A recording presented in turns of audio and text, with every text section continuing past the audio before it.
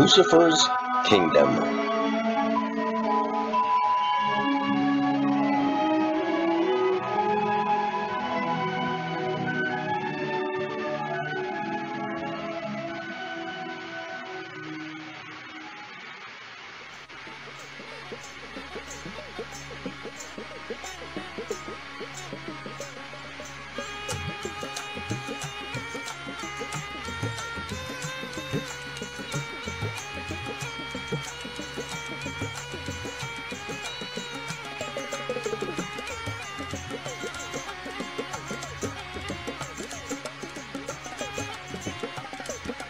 In 1 John 5:19, it states, "We know that we are children of God, and that the whole world is under the control of the evil one."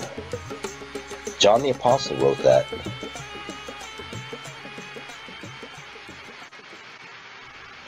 And what does each segment of Lucifer's kingdom have in common? 1 Timothy says, "For the love of money is the root of all evil, which while some coveted after, they have erred from the faith, and pierced themselves through with many sorrows."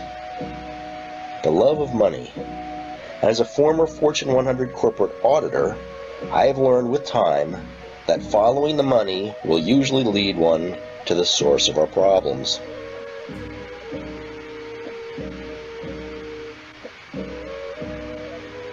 So President Bush lost, or misplaced, 6.6 trillion American tax dollars around the time of 9/11 in New York City.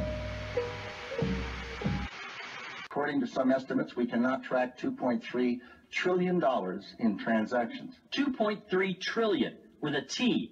That's $8,000 for every man, woman, and child in America. First question. My second question, Mr. Secretary, according to the Comptroller General of the United States, there are serious financial management problems at the Pentagon, to which Mr. Cooper alluded.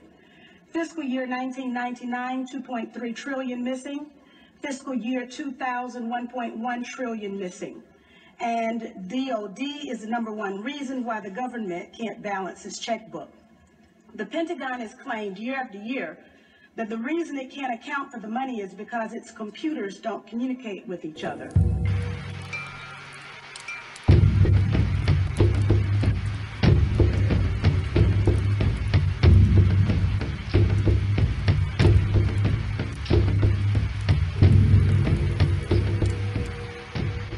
So let's take a look at the Bush family and the infamous Skull and Bones group, 322. "And the Lord God said, Behold, the man is become as one of us, to know good and evil.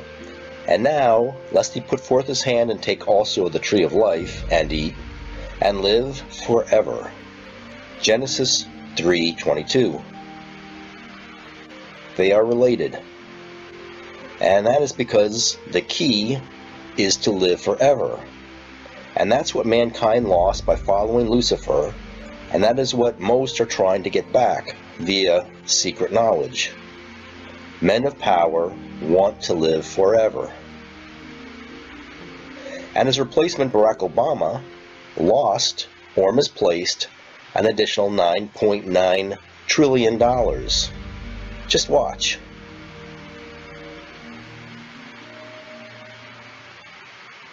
Inspector General, my question to you specifically is, do you know who received that $1 trillion plus that the Fed extended and put on its balance sheet since last September? Do you know the identity of the recipients? I do not know. We have not looked at that specific area. I'm asking you if your agency has, in fact, according to Bloomberg, extended $9 trillion in credit, which, by the way, works out to $30,000 for every single man, woman, and child in this country. I'd like to know, if you're not responsible for investigating that, who is? Would you mind repeating the question one more time? What have you done to investigate the off-balance sheet transactions conducted by the Federal Reserve, which, according to Bloomberg, now total $9 trillion in the last 8 months? I'll have to look specifically at that Bloomberg article. I'm not...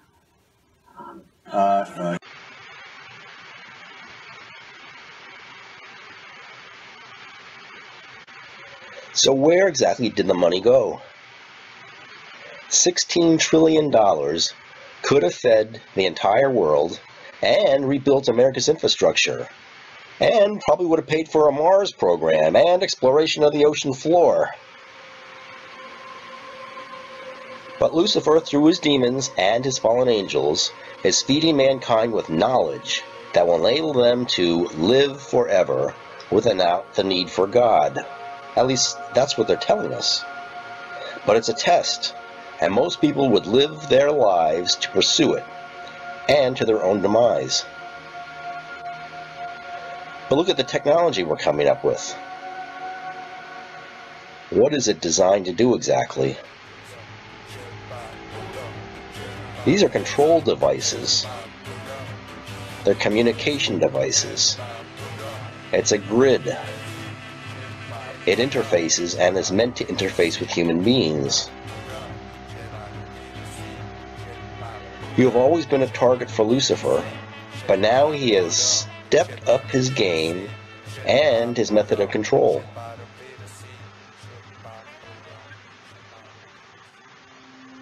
But let's go back to June 6, 1666, with a guy named Sabbatai Zevi. This is where it all started. First, he proclaimed himself the Jewish Messiah. He was very handsome, and he was a great singer.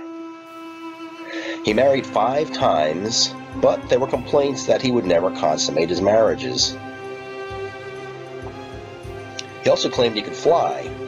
He had visions of God, and was banished by the rabbis in his hometown, and so he moved to Pergamon in Turkey, where he proclaimed himself God.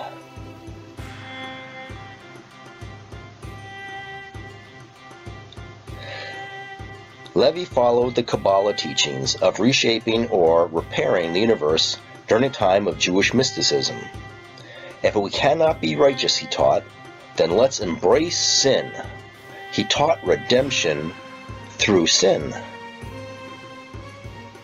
And that's not the crazy part.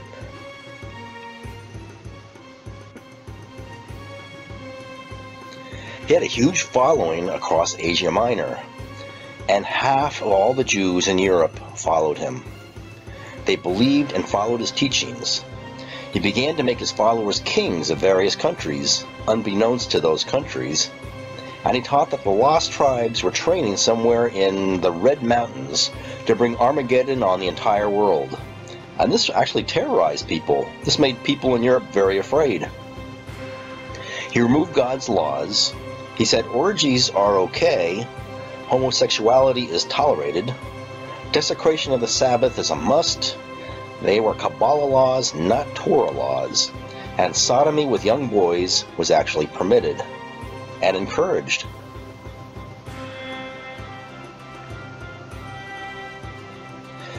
So Sabbatai Zevi approaches the Sultan of Turkey to obtain his permission to move the Jews back into Jerusalem. Well, the Sultan refused. Not only that, and he said, I want you to convert to Islam or I will behead you. You will die. So Zevi thought about it and he decided to choose life. And he converted with a large number of his followers to Islam. But the Jews were very confused by this. Zevi's followers were astounded, but he told them that they had to have faith, and many converted with him to Islam for that faith, while retaining their Jewish Kabbalah roots. After a time, they began to rise to power, and the result was the group known as the Young Turks. They began to slaughter and also to enslave Christians.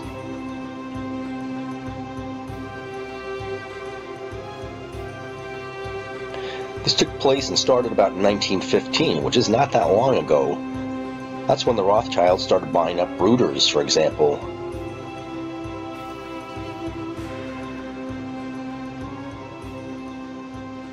So it was an anti-Christian campaign. This actually resulted in a horrific genocide on Christianity. These Kabbalistic Jews believed that the Christians were following the wrong Jewish Messiah and needed to be stamped out, wiped out. These converted Sabbatean Jews then became Saudi Arabia with time.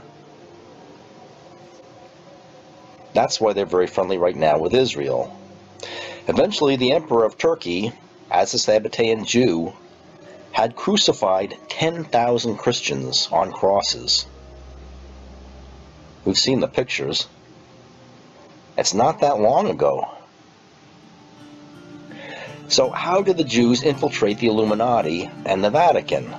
There was a guy named Jacob Frank.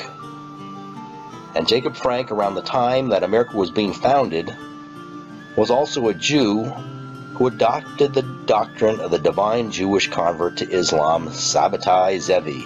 In fact, he taught that he was Sabbatai Zevi, brought back and reincarnated 100 years later. He also taught that sin does not exist. He rejected the Torah.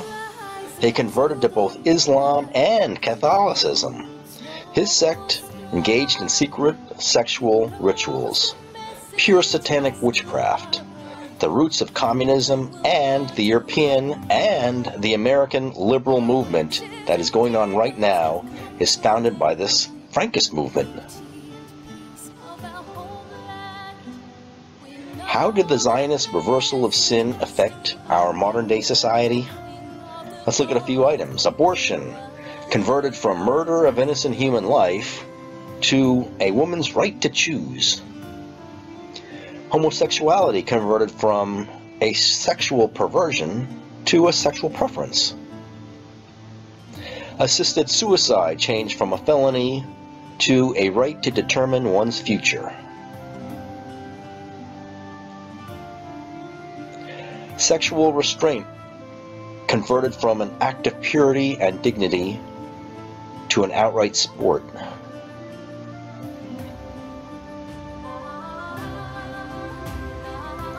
Democrats today and the New World Order are based upon Frankist theory. Through the sacred sin, Frank taught, the universe would be emptied of its power, so that it would eventually collapse. This would then force the coming of the Jewish Messiah, their Messiah, to save these holy sinners. The more they sin, the sooner Ben David will come. And that's exactly what today's Frankists believe. That is the basis of Zionism and communism. The root of the Illuminati and the New World Order is simply rebellion against God, to force God to send his Messiah. And all rebellion is a form of witchcraft.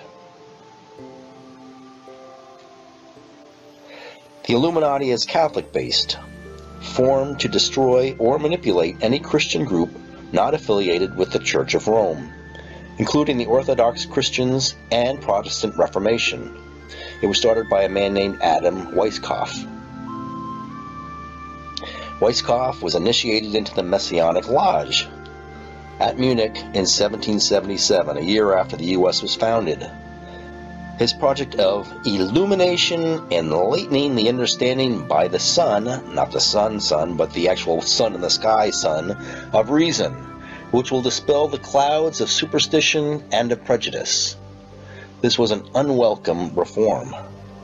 He used Freemasonry to recruit for his own quasi-messianic society with the goal of perfecting human nature through re-education to achieve a communal state with nature, free of government and organized religion.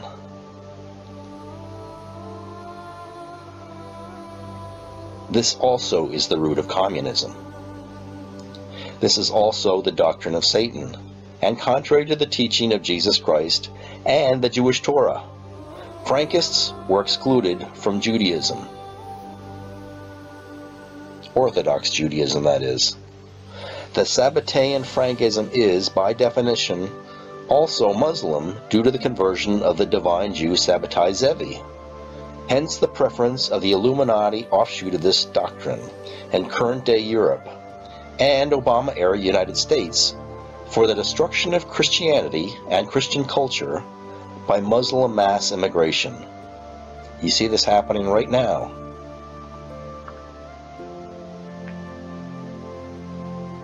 Barack Obama, the future must not belong to those who slander the Prophet of Islam.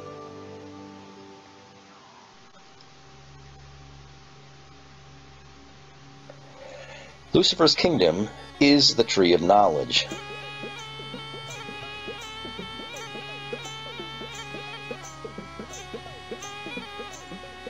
The kingdom is a birthday cake with a tree at its core.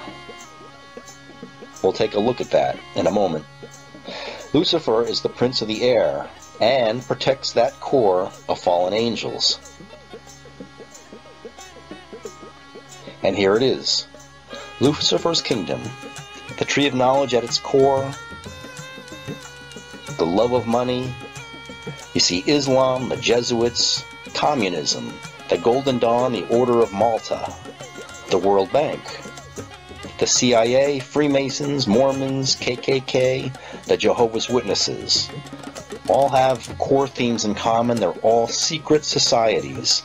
Each has at its core an elite group, rich and powerful. And protecting this elite group is a strong militant group. They're soldiers. The middle class in each case has to be eliminated, replaced by the poverty-stricken masses. Each replaces Jesus with a new Gnostic type of Jesus or Messiah.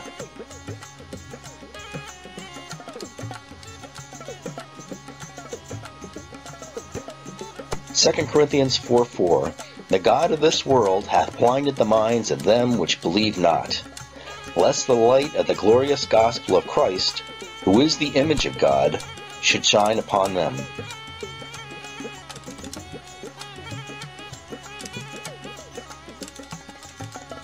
Don't be fooled. Socialism, sweeping Europe and America, is Luciferian.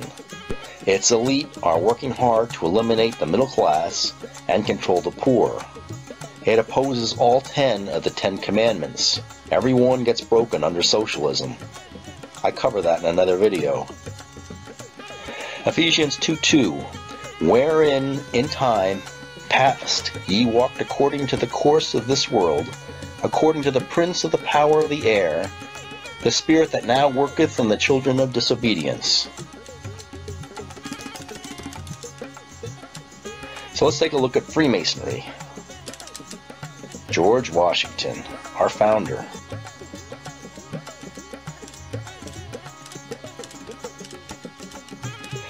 Freemasonry also includes the Eastern Star, which is the women's affiliate of Freemasonry, the Shriners, the Rainbow Girls, and Demolay. We see their symbols everywhere in our culture and in our society. There are Freemason rites of passage, and they are, at their core, Luciferian. They're secret. The rites where curses are chosen and vows are made. And didn't Jesus say, never make vows? That's one of Jesus' rules. Freemasonry can have as many as 33 levels on their ladder of initiation. They require every serious vow of secrecy at each level, sometimes invoking a curse upon themselves. Freemasons believe that many roads lead to God. Freemasonry has its own temple of worship. The hidden truth is revealed only at the highest levels. Most Masons are low-level Masons. Vows are made on a Christian Bible until level 30.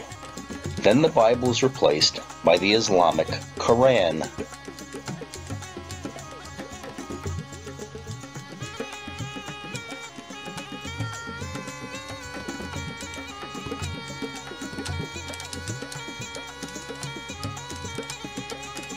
Today's Freemasons include people like Lady Gaga, Tyra Banks, the past Michael Jackson, Katy Perry, even Ariana Grande.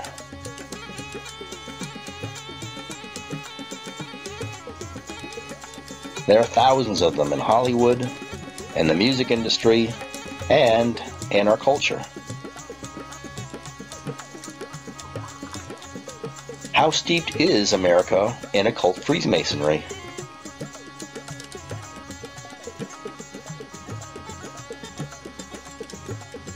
Over 50% of Texas Baptist Church members are involved in Freemasonry.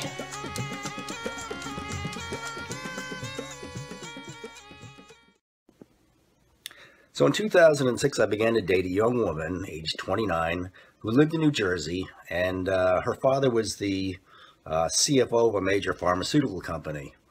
And she was very interesting. She was of Scottish descent, blonde hair, blue-eyed, very beautiful. She was with one of the top 3 modeling companies in the world internationally, and she actually modeled in Italy, among other places. And she and I got together. The first time I went to her condominium, there was glass and wood strewn all over the floor in her living room. And I said, "What on earth happened here?" She said that she had been broken into and that she was continuing to get some guy that was breaking into her place.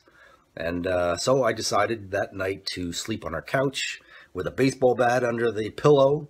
And I kind of waited around. Nothing happened, thank God. But as I was staying at her place for a couple of days, I noticed that she had items and paraphernalia sitting around. There was a bag of stuff this guy left behind. He was actually a cop, and he was not only a cop, but he was a federal cop, and he was supposedly a rogue policeman that had targeted this young woman. And I found bullets, I found his passport, I found his photographic records, his undercover information, which he actually had a portfolio. And amongst other things, I found a book that was that she had in her condominium that was a Freemason guide to investments. And I had no idea at that time what Freemasonry was. I opened it up. I'm a financial guy. I have a master's in finance. I've been doing this a long time. And so I thought, well, this should be, you know, cake for me. I'll go find out a little bit about economics on the Freemason side. And as I looked through the book, there were all kinds of fantastic charts and graphs, you know, really, really super well done. And there were hieroglyphs on certain pages, things I could not read. It looked like Hebrew or something. So I looked at it. I couldn't figure out what it was saying. It looked almost like it was incantations, like they were casting spells or something.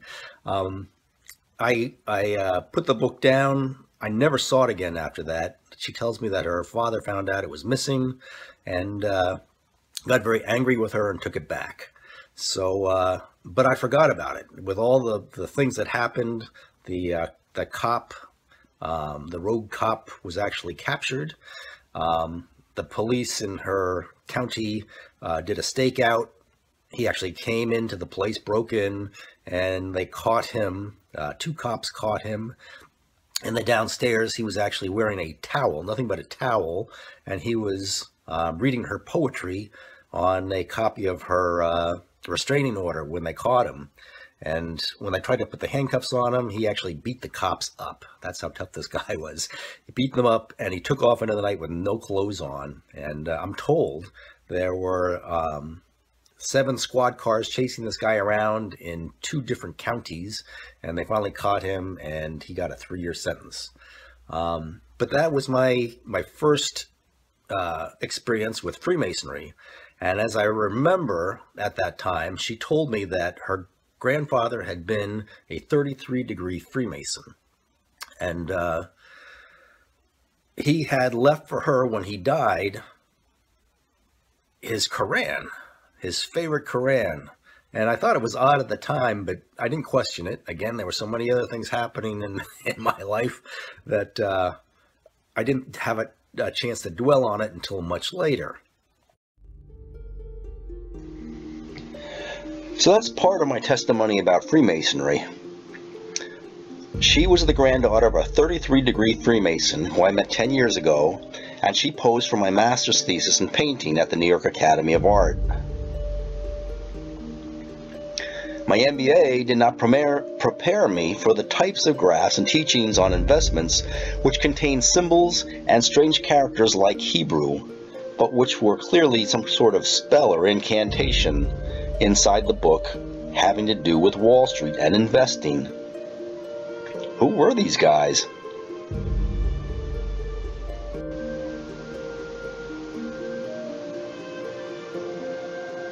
She told me the book had belonged to her grandfather, and that the policeman had also been paging through it. She and her grandfather were Scottish descent. She also stated that when her grandfather died, he left her his beloved Koran. I was way too occupied at the time to think clearly, but later, as I studied Freemasonry, I learned that at level 30, Freemasons toss out their Bibles and replace them with the Koran. Here's Thomas Jefferson's Koran.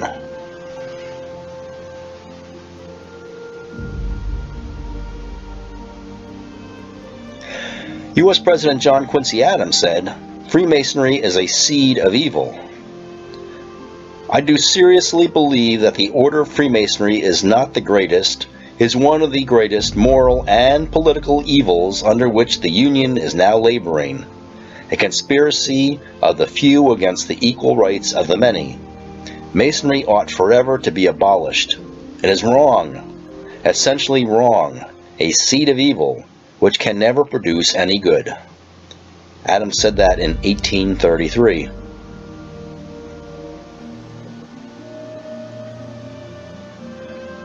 Here's a list of letters from John Quincy Adams on Freemasonry. And here's a book by the legend Captain William Morgan, who won the Revolutionary War. He wrote a book exposing the Freemason cults, and was later chased trying to flee to Canada, and was caught and slaughtered near Niagara Falls by a Freemason hit team. They actually had assassins, Freemason assassins in those days. So here's Russia. The Russian symbol is the two-headed Freemason phoenix. We can see that same phoenix here in the USA on the Order of Freemasons. What does all this mean? Are they everywhere? Who's not a Freemason? And the symbology. It's important to realize that the symbology grew out of the Tower of Babel. When Babel fell and all languages were displaced, the demons and the people that were demon-possessed could no longer talk to each other and communicate. So they developed a secret language, a symbolic language that everyone would understand. The United Nations, Barack Obama, Bush, Putin, and China's president voted together at the secret Grand Lodge meeting. They're all in the same club, answering to the same Lord, pretending that they are enemies because that keeps them in power. So they can introduce even higher draconian measures in each of their respective countries to keep the swill down and to ensure that their breed stays on top. And they are all related. Blood-wise, they seem to be all related. Oh, and here's Bill Clinton.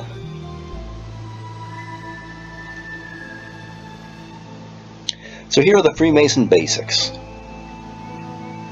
It's said to date back to the building of Solomon's Temple. However, there is speculation their secret knowledge was passed down from pre-flood days. That would make their secret knowledge as old as Satan's fall in the garden.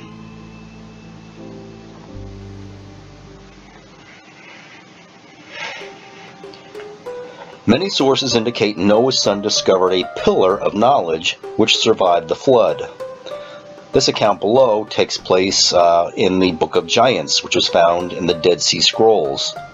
When the giants heard that the righteous Noah was building an ark for the flood, they laughed at him. But Enoch, who was still around, was also telling the giants that the earth would either be destroyed by fire or by water.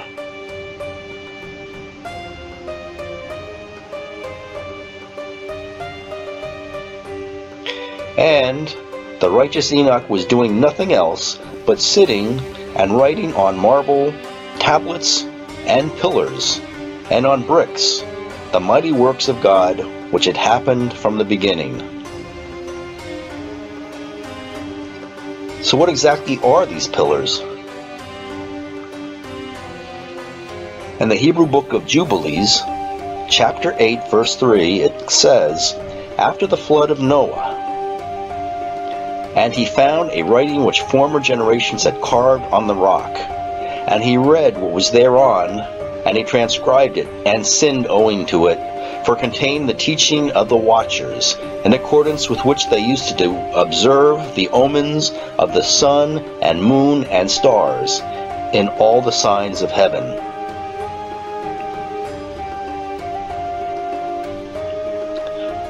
And he wrote it down and said nothing regarding it, for he was afraid to speak to Noah about it, lest he should be angry with him on account of it.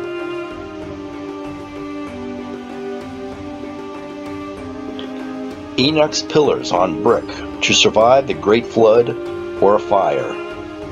In Isaiah 19:19 it says, "In that day there will be an altar to Yahweh in the midst of the land of Egypt, and a pillar to Yahweh at its border, and it will be for a sign and for a witness to Yahweh." Freemasonry in America developed the KKK and also Mormonism, the Mormon religion, which was extremely racist until the 1960s. It's hard to find that information on the net now, by the way. Above is the copy of or a picture of the main lobby of the Supreme Council, 33rd degree of the ancient and accepted Scottish Rite of Freemasonry in the United States, the Mother Supreme Council of the World, Washington, D.C. And it's dedicated to none other than the Confederate General Albert Pike, the KKK's chief of judiciary, and the founder of Freemasonry in America. That's how they're related. Freemasons designed and built the Washington Monument and also the Statue of Liberty.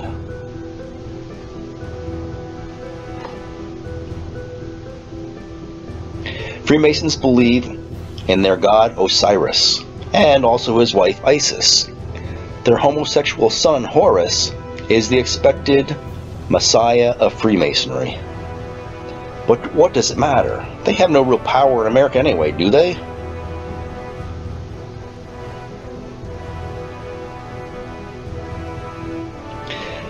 The story of the murder of Osiris indicates that he was chopped into 14 pieces. His wife Isis found 13 sections of his body, but not his phallus. So she fabricated a gold phallus substitute, which Egyptians symbolized with the obelisk. These obelisk stones in Egypt were so massive that our cranes today cannot lift them. It sounds far-fetched, but when Freemasons founded their original 13 colonies in the United States, they placed the 14th missing piece, the obelisk, between the Virgin and the married woman, known as Virginia and Maryland.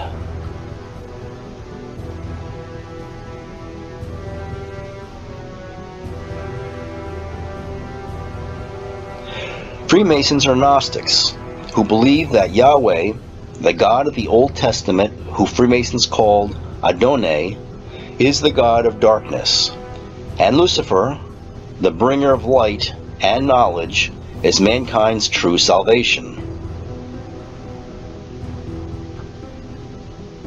The secret of Freemasonry: those worthy of Lucifer's salvation and the divine within, or potential of all men to become godlike, which is the occult concept of the perfect or divine man. That is the New Age. To achieve everlasting life without the intercession of God's grace, more pointedly, without the need for Jesus Christ.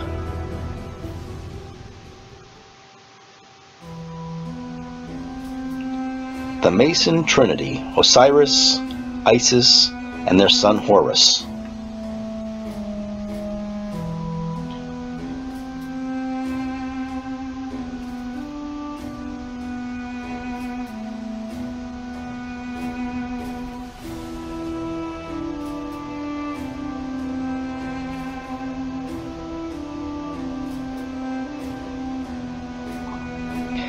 Their tree of knowledge is the tree of life to them, salvation by science, the will of man to be overcome death, DNA modification, and transhumanism. The tree is often shown upside down. It's tied to Kundalini. As above, so below. As within, so without. The Kundalini serpent rests at the base of our spine and will crawl up our backbones and into our skulls and into our third eye. Lucifer is good, good is evil, and evil is good. As above, so below. The tree of knowledge is the Kundalini serpents. The chakra system is the tree of knowledge. It regulates mankind and it keeps mankind from the tree of life. It's a straitjacket. In 2015, the United States government utilized HARP technology to locate the tomb of Osiris under the Great Pyramid in Egypt. It was more ancient than the pyramids themselves, and it contained no hieroglyphs. This was pre-pyramid, pre-Egyptian culture.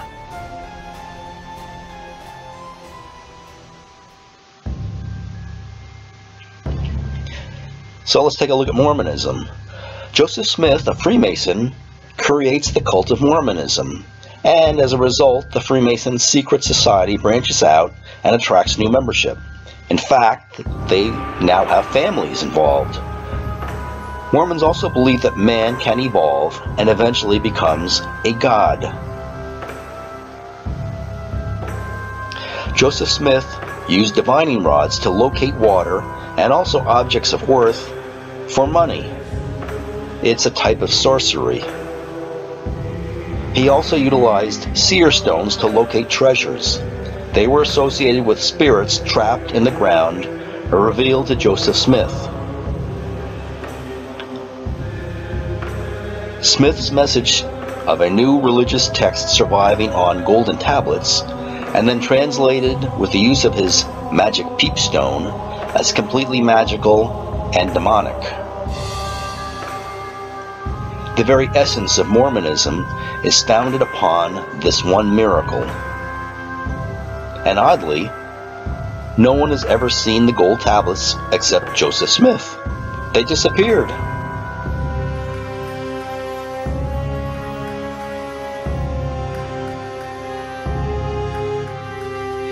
The Mormon temple rituals are available only to the select few. No outsider may enter the temples while the services are in progress. Freemasonry is even more secretive. Except for a few official public appearances, it is completely closed to the uninitiated, and its secrets are guarded by blood-curdling oaths and curses upon oneself and one's family. Freemasonry is international. One can be a Buddhist or a Muslim and be a Freemason.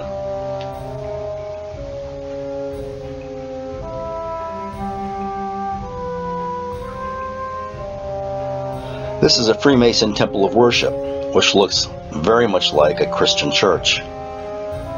It even has stained glass windows.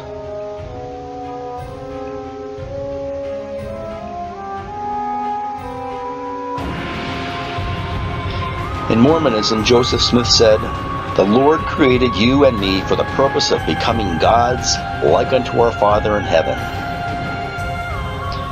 Smith also said, "I wish to declare I have always preached on the subject of deity, the plurality of gods, multiple gods, and that he, God, was once a man like us. Yea, that God himself, the Father of us all, dwelt on an earth, the same as Jesus Christ himself did." Man is God and God is man. We're back to the book of Genesis and Lucifer, the serpent and Eve.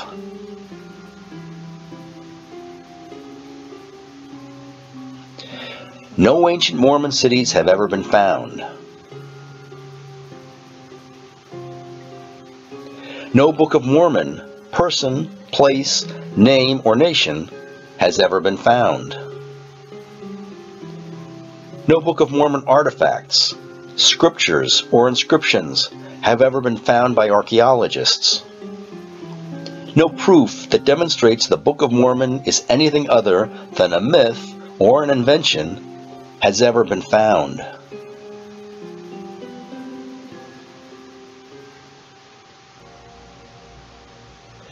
All forms of false religion appeal in one way or another to human pride. And that's Lucifer's fall. The gospel, on the other hand, emphasizes that we are saved by the grace of God, which cannot be earned, but is received only by faith, which God himself supplies. This leaves no room for pride.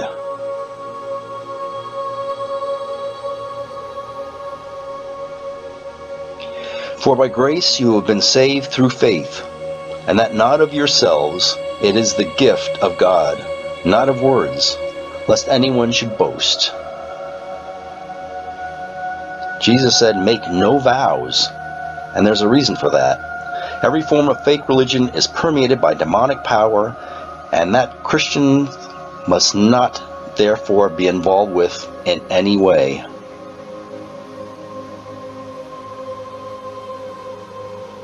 And this concludes part 1 of Lucifer's Kingdom.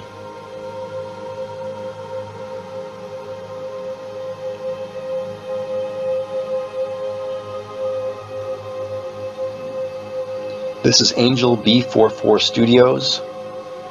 Remember, God loves you and your children. God bless.